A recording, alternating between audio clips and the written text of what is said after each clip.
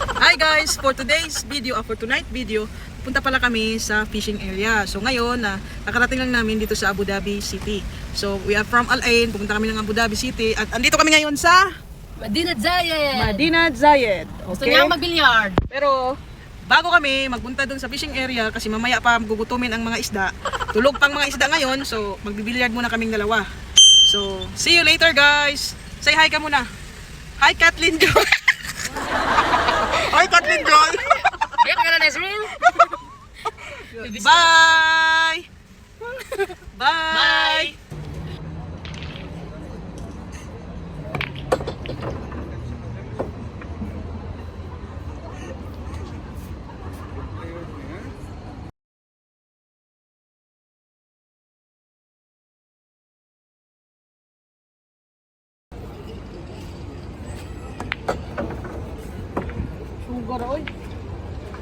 Nipis na yun nga gini mo. At yun na guys, pagkatapos namin mag-billiard ay pumunta na kami sa fishing area.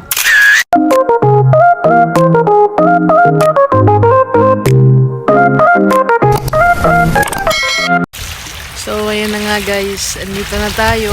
Sa likod ko yung dagat guys. Yan si kuya, kasama ko, buddy ko sa fishing. Yan guys, ha?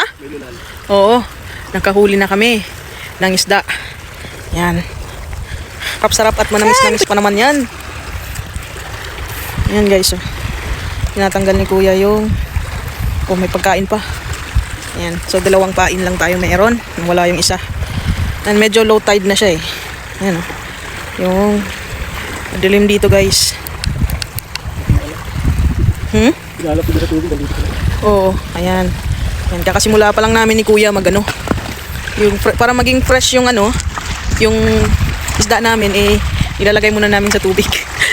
Sayang naman kasi hindi kami nakadala ng ice eh. Yan. Hindi na yan tatakbo kuya. Posible. Hindi yan tatakbo. Ayan. Low tide na kasi siya guys. Dito kasi dyan sa may bandang dyan, meron siyang bato pa. So kailangan namin pumunta dun sa medyo sa gitna para ihagis yung pamingwit namin. Para hindi siya maano sa bato. Yan guys. So far dito banda kami lang ni kuya. Dun banda sa kabila marami. Yan. Good morning guys. Good morning. So ayun na nga. Dito na tayo sa fishing area. Andun yung kasama ko, naglalakad si kuya. Tapos, konti pa lang yung nakuha namin. Wala masyadong isda ngayon. So, naantay kami maya-maya konti kasi kaka-low tide lang eh. So, ayan. Nagka-crabbings din kami, pati halaan. So, sana marami kami makuha para masarap ang ulam. Ayan. Maliban sa masarap yung ulam, pag fresh na isda, tsaka iwas na din sa gastos. Chares. So, ayan. Yan yung mga gamit namin guys. Sobrang ganda. Paliguan sana kaso nga lang bawal dito. Bawal lang mag-tent. Kaya dapat walang tent kasi mahuli ka. Yan napakaganda. Kung sa atin to, ang dami na sigurong naligo. Yan. Actually guys, ito pala yung Yas Island fishing area. Ayan. Good morning. Hello guys, yun na nga. Andito sa likod ko kung saan tayo yung area natin sa pag-fishing. So, samahan nyo ako at sana makahuli tayo. So ngayon naman guys ay maglalagay tayo ng pain. So, kasi zero nga, hindi tayo nakahuli, naubos yung pain natin. Kakabit lang natin to. Tapos kailangan lalampas yung dulo nitong bingwit. Ayan. Klaro, ayan. So, guys, let's go!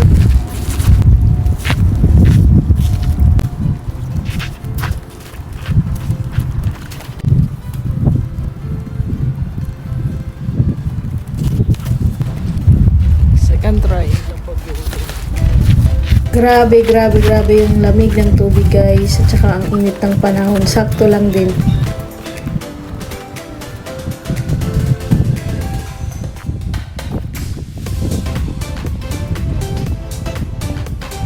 Sobrang nakaka-enjoy yung ganitong moment guys. Lalo na pag pumupunta doon ako sa tubig.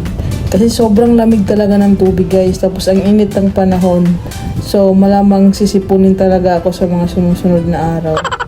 Pero sobrang sulit talaga ang moment na to guys. Kasi bihira lang talaga mga kababayan natin na makakapag ganito. Gawa nga ng minsan lang yung off. Pero thanks God dahil tayo ay weekly off. So makakapag-enjoy din talaga tayo. At yun na nga guys, dahil nakalimutan namin magdala ng uling, ang ginawa namin dito is para-paraan na lang talaga. Ayan, nakatulong din yung butay namin, di ba? Ayan, magdusa ka dyan sa init dahil di ka nagdala ng uling. Joke lang, bye-bye. Hot bitch. At hindi na talaga kami nakatiis dito guys sa sobrang init, kaya napagdesisyon na namin na pumunta na kami sa ilalim ng bridge. Kaya dito na lang kami namingwit. At sobrang hangin talaga dyan guys, kaya kaming tatlo ay nakatulog, nakanap din kami kahit papano. Pagkatapos ay pumunta na rin ako, sinundo ko na rin ang aking partner na si Nel. So dahil off na siya, katapos niya iniwan ko silang dalawa at nakatulog sila. So pagkatapos yung sunduin ng aking bossing, bumili na rin kami ng pagkain dahil alam kong gutom na rin si Babay at si Kuya para kahit papano ay meron kami makain. Pagkatapos ay nagbabanding-banding na rin kami kasi sobrang sarap ng hangin dyan kasi guys, ang sarap ng hangin. Tapos madami din nagpi-fishing, so nakikita niyo yung mga sasakyan, minsan yung mga lokal, tsaka mostly sa kanila yung mga Indiano, tsaka Pakistan. Tsaka meron ding mga Surian, ganun. So yun, nagbabanding-banding lang din muna kami habang maganda yung ihip ng hangin. Tapos tinulungan ko na rin si Kuya na mag-fishing. Ayan, sobrang mailap talaga ang ano niyan, mga isda ngayon. Kasi malakas yung hangin. Kaya medyo konti lang yung nakuha natin. Pero sulit naman talaga yung banding guys, tsaka yung experience, at tsaka yung ano, yung enjoyment mo that time na sa tabing dagat ka. Hindi ko nga ito na experience ano sa Pinas. So ayan. Ayan, magmayabang pa ako dyan, charis. So ayan, sobrang mahangin talaga guys, kaya kailangang palakasin talaga yung pagtapon ng bingwit. So pagkatapos nyan, banding-banding muna kami with my friends. At saka, ang pinaka maganda pa dyan ay sulit talaga yung banding namin sa aming off ng aking partner na si Nel. So pagkatapos nyan guys, pagka medyo madilim na, nag-decide kami na mag-TikTok, charis.